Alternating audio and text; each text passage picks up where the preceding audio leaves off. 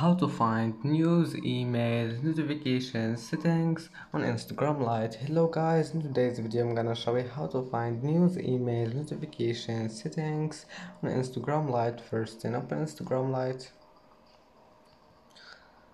and then just click on your profile and then click the storylines in the top corner, and here you will find settings, and now click notifications, and here you will find email notifications, and scroll down. Here you will find the news, emails, and as you see here you can manage it, you can turn it off or on, and that's how to find news, emails.